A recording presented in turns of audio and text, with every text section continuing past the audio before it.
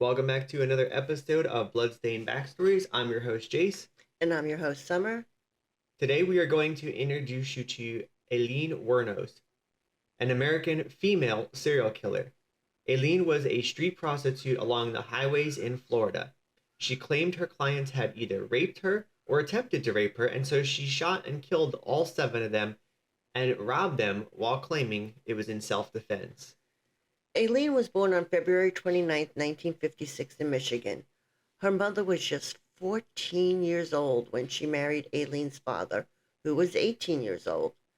Diane, Aileen's mother, gave birth to a boy named Keith, and 2 years later, at the age of 16, gave birth to Aileen. Diane and Aileen's father, Leo, divorced 2 months before Aileen was born. In 1967, Leo was sentenced to life in prison for kidnapping and raping a 7-year-old girl. He was diagnosed with schizophrenia and he hung himself while he was in prison. Aileen never had the chance to meet him. Diane abandoned her children by leaving them with her parents, who, by the way, were both alcoholics, when Aileen was almost 4 years old. Diane's parents adopted both Keith and Aileen in 1960, and they moved to Michigan. By the time Aileen was 11 years old, she was engaging in sexual activity at school in exchange for cigarettes, drugs, and food. Aileen claimed her grandfather sexually assaulted her and beat her when she was a child. Before he would beat her, the grandfather would force her to take off her clothes. At the age of 14, Aileen was raped by her family friend and she became pregnant. She went to a home for unwed mothers and gave birth to a baby boy and placed them up for adoption. Within the next few months after giving birth, Aileen dropped out of school and her grandmother died of liver failure. At the age of 15, Aileen's grandfather kicked her out of the house.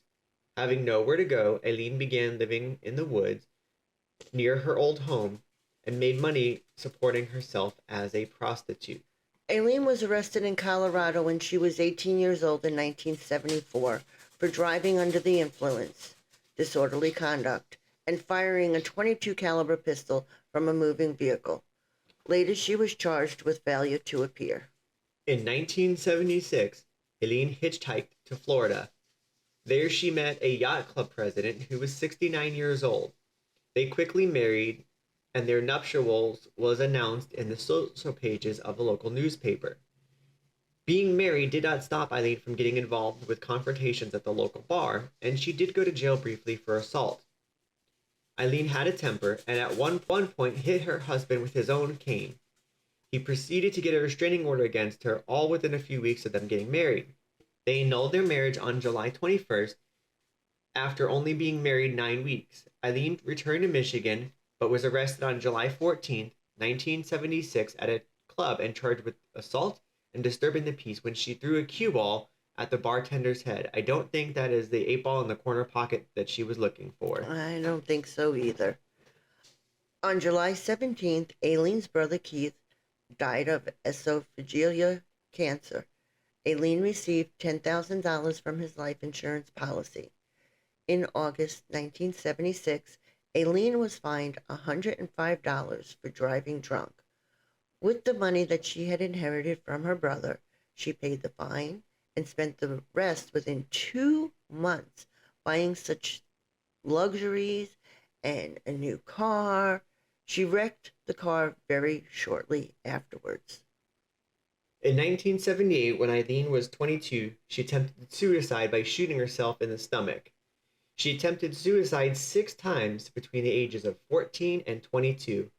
On May 20th, 1981, Aileen robbed a convenience store in Florida by stealing a whopping $35 and 2 packs of cigarettes. She was once again arrested and sentenced to prison on May 4th, 1982, and was released on June 30th, 1983. Then on May 1st, 1984, Aileen was arrested again, this time for attempting to pass forged checks at a bank in Key West, Florida.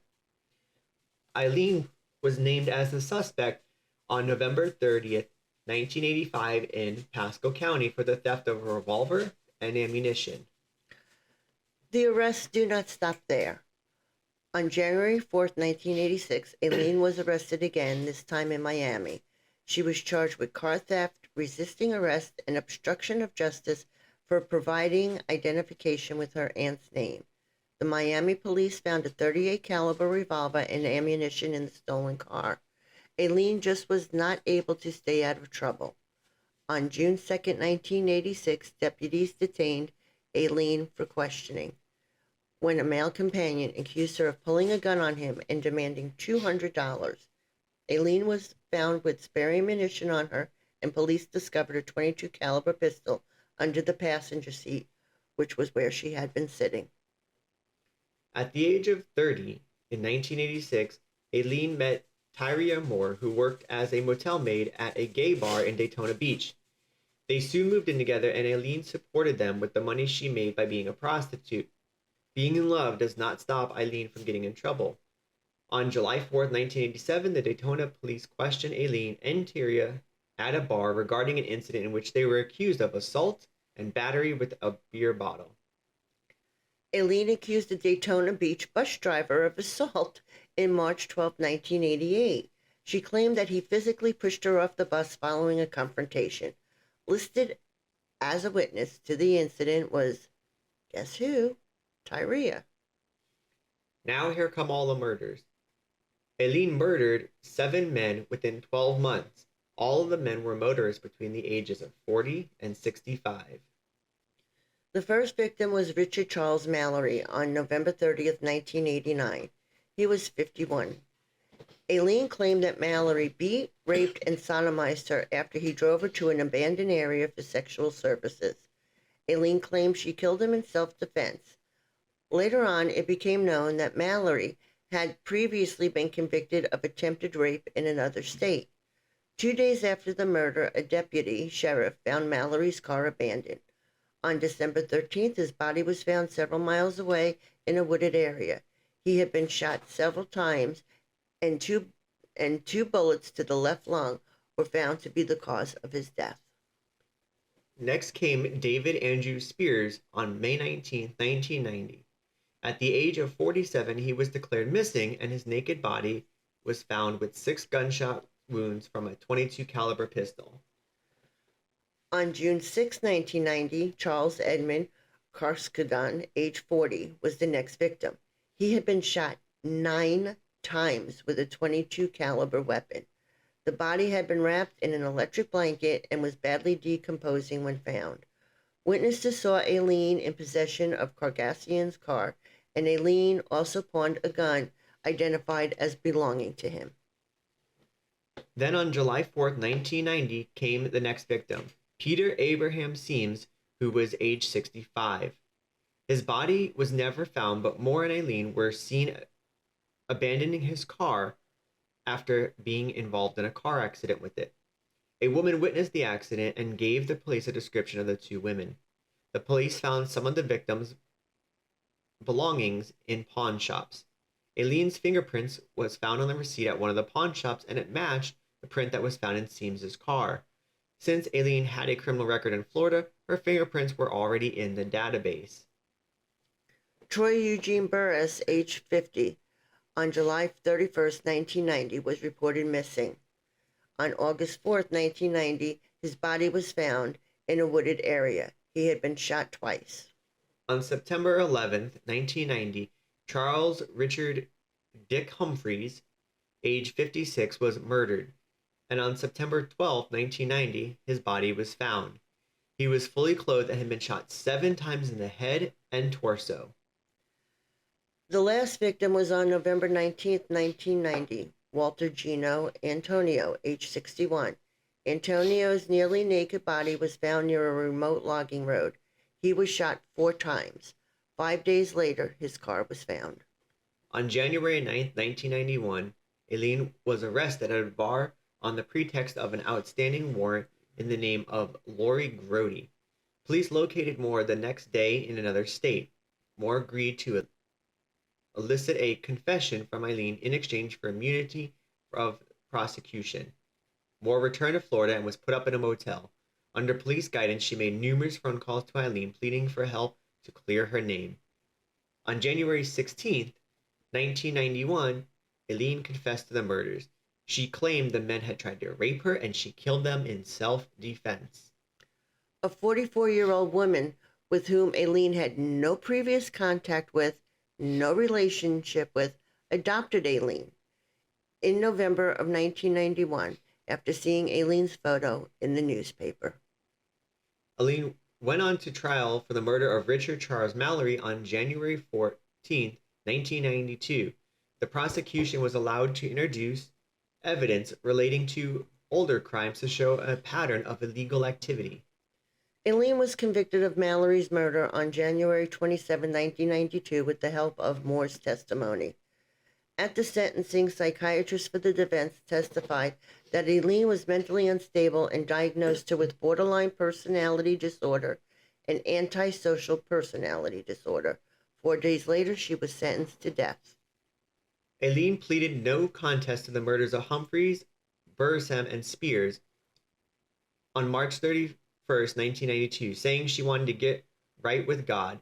In her statement to the court, she said, "I want to confess to you that Mallory did violently rape me, as I have told you, but the others did not. They only began to start." So I'm not sure what that means. Aileen was given 3 more death sentences in May 15, 1992. She pleaded guilty to the murder of Karskadon in June 1992 and received her 5th death sentence in November 1992. Aileen pleaded guilty to the murder of Antonio in February 1993 and was sentenced to death again. No charges were brought against her for the murder of Peter Abraham Symes because his body was never found. Aileen received a total of 6 death sentences. I wonder how they're going to kill someone 6 times. That's going to be interesting. She was incarcerated at one correctional institute, death row for women, and then transferred to the Florida State Prison for execution. Her appeal to the U.S. Supreme Court was denied in 1996. In a petition to the Supreme Court in 2001, Aileen announced her intention to dismiss her legal counsel and terminate all pending appeals. She wrote, "I killed those men, robbed them as cold as ice, and I would do it again too. There is no chance of keeping me alive or anything, because I would kill again. I have hate crawling through my system. I am so sick of hearing this 'she is crazy' stuff. I have been evaluated so many times. I am competent, sane, and I'm trying to tell the truth. I'm one who seriously hates human life and would kill again." In 2002, Aileen began accusing prison matrons of tainting her food with dirt, saliva, and urine. She said she overheard conversations where they were trying to push her over the brink, hoping that she would end up committing suicide before her execution and wishing to rape her before the execution. She also complained of strip searches, tight handcuffs, door kicking, and frequent window checks, low water pressure, mildew on her mattress, and cat calling. Aileen threatened to boycott showers and food when certain officers were on duty. Aileen was executed by lethal injection on October 9, 2002. She denied her last meal, opting for just a cup of coffee. Her last words were, "Yes, I would just like to say I am sailing with the rock, and I will be back, like Independence Day with Jesus. June 6th, like the movie. Big mothership and all. I will be back. I will be back." She died at 9:47 a.m. She was the 2nd woman in Florida and the 10th in the United States to be executed since 1996. After her death, Eileen's body was cremated and her ashes were scattered beneath a tree in her native Michigan by a childhood friend. Aileen's girlfriend, Tyria Moore, is now 62 years old and living in Berwick, Pennsylvania, and she is married. So glad she's happy. Thanks for tuning in to Bloodstained Backstories. Don't forget to follow us on social media to stay updated, share your thoughts, and connect with fellow crime enthusiasts. You can catch us anywhere you listen to your favorite podcasts, Spotify, Apple Podcasts, or your go-to platform. Make sure to hit that subscribe button so you never miss an episode. Join us next week as we uncover another chilling case. Until then, stay safe, and stay curious.